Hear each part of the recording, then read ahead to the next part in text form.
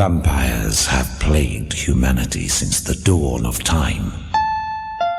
Some people believe that they are the animated corpses of the undead, creatures who can never rest, but are doomed for all eternity to wander the night, searching for the blood that they need to sustain their parody of life. Others believe they are a separate race of non-human life, which developed on a different evolutionary path from us. Whichever is correct, there is no doubt that members of their race have preyed on ours since before recorded history. Usually when the word vampire is spoken, it is automatically connected with the name Dracula. Others will talk of Gilles de Rais, the original Bluebeard, or less frequently of Elizabeth Bathory, the so-called Blood Countess, who was walled up alive in 1610 after bleeding almost 50 young women to death. All of these undead night walkers were foreigners. Well, we in England have never had vampires to trouble us, except in fiction. If you think that, you would be badly mistaken. Croglin is a small village on the B5413 in Cumbria. It has only the one road running through the village, crossing over Croglin Water, as the river is called, in the centre of the sleepy hamlet. Croglin Low Hall, the scene of our story, lies a short distance outside of the village. The hall is a single-story building and was once the house of the lord of the manor, but is now used as a farm. It was the home of a family called Dacre until 1589, when it was sold. After several short-term owners, the Fisher family took possession. The Fishers were a large family, and they had a small chapel and graveyard constructed next to the hall. Numerous local people were also buried in the churchyard, and members of the Fisher family were interred in the family tomb. In the autumn of 1684, the Fishers decided that the hall was no longer large enough for them, and so they moved to Guildford and let Croglin Low Hall to the Cronswells. They were two brothers in their late 20s, Edward and Michael, and their younger sister, Amelia.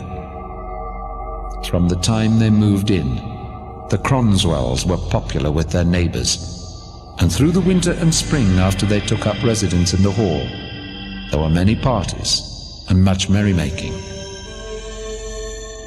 But with the summer, the horror of Croglin Low Hall began.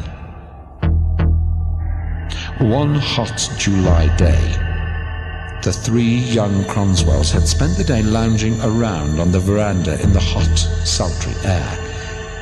When bedtime came, the temperature had not dropped, and when Amelia made her way to her room, she found the atmosphere too close to sleep, and so sat at her window gazing out on the garden, which was clearly illuminated by a full moon. Suddenly, her eye was caught by movement among a group of trees near to the chapel. As she watched, she saw two bright lights moving among the trees. A shape detached itself from the shadows of the trees and moved across the moonlit lawns in a strange, scuttling half-run. It was heading for the house, and what she had thought were lights, she now realized were the eyes of some misshapen creature. Too frightened to cry out, she watched with horror as the creature came up to her window and pressed its brown, wrinkled face to the glass, its eyes blazing as it saw the helpless girl in the room. The slow screech of a fingernail scraped across the glass. And then there came a strange, pecking sound. The creature was picking the lead from around one of the small, diamond-shaped panes of glass in the window. The girl cowered back on her bed, and then, with a small tinkle, the glass fell from the window and broke on the bedroom floor. Long, thin fingers surmounted by crooked, claw-like fingernails pushed through the gap, followed by a bony wrist. The hand fumbled around until it found the catch of the window, and with an astonishing dexterity unlatched it and withdrew. The window swung slowly open, and the terror-stricken girl saw the bony, wizened body as it crept over the windowsill and dropped into the room. The hideous creature scuttled across the floor until its face was thrust into the girl's. The reek of its breath filled her nostrils, and its eyes gazed into hers.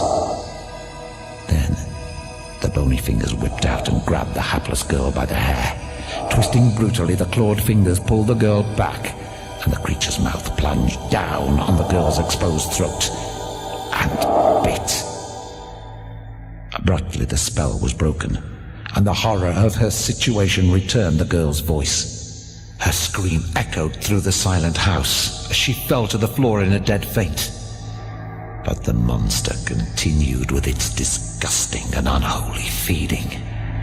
Her brothers, hearing her cry out, rushed to her room but found the door locked. They pounded on the door, and when their sister did not answer, the two burly brothers hurled their weight onto the locked door. It took several minutes before they were able to burst in, and when they did, they saw an appalling sight. Amelia lay stretched across the bed, her bedclothes stained red from the blood which ran from her throat. The vampire was just disappearing through the open window. Michael rushed to his stricken sister's side and began to staunch the scarlet flow, but Edward leapt through the open window in pursuit of the fiend. In the moonlight, he saw it scuttle across the lawn and enter the clump of trees. He raced after the figure, but swiftly as he ran, the blood-sucking monster was quicker and vanished among the trees and gravestones. After a futile search, Edward returned to the house and helped his brother to look after their sister.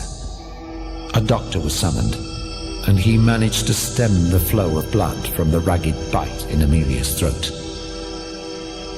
It was decided that an escaped lunatic must have been responsible, but inquiries over the next few days failed to disclose any sign of escaped madmen anywhere in the vicinity, nor could any trace of their unwelcome nocturnal visitor be found. The doctor advised that Amelia should spend some time abroad in order to recover from the shock that she had received, and consequently, she and her brothers went abroad to Switzerland. They stayed there for several months until the girl was quite recovered and persuaded her brothers to return to Croglin Hall, for, as she told them, it wasn't every day that a lunatic escapes. The family returned in early autumn, and all was calm at the Hall. But over the next few months, several events occurred in the surrounding district. A farmer saw a shape like a huge spider scuttle across his farmyard late one night. An old woman saw two bright eyes gleaming like shiny tin, staring in at her through a window. And then, a bright, healthy 2-year-old girl in the nearby village became ill and began to waste away. She also had small wounds in her throat. In the March of 1686, the child's father went to the hall to ask the advice of the Cronswell brothers. They talked for several hours until, as the farmer was about to take his leave, they heard the sound of a terrified scream from Amelia's room. The three men ran down the corridor and burst into the girl's room. She explained that she had woken to hear the same scrabbling as before, and then to her horror had seen the brown, wizened face of the vampire peering in at the top pane of the window over the shutters which she had closed. The three men rushed into the garden and spotted the vampire hurrying with its strange, scuffling run towards the trees. Edward raised his pistol and fired. The figure stumbled, and Edward was sure he had hit it in the leg. It did not stop, however, but hobbled into the darkness of the graveyard. The pursuers were just in time to see it vanish into the entrance of one of the tombs. They decided, you may think wisely, to wait until daylight before continuing their search. And so it was that a grim-faced party of villagers gathered at the hall the following morning, and with the two brothers made their way to the graveyard. Edward Cronswell pointed out the vault into which the creature had vanished, and the villagers forced the door. Inside all was chaos. Coffins had been burst open, and the corpses they had contained were strewn about the floor. Or parts of them were, for all showed signs of having been ripped apart and gnawed. Only one coffin remained intact, and when the villagers approached it, it was left to Edward Cronswell to open it. Inside it lay a short, wizened body, with fresh blood dripping from a bullet wound in its leg. There was no doubt that the searchers had found the Croglin Hall vampire.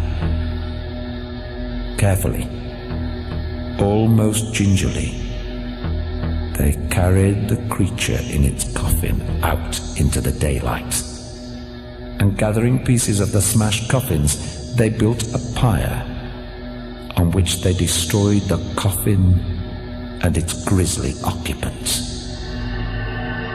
From that day on, the nights of the inhabitants of Croglin Low Hall were undisturbed. I hope yours will be the same.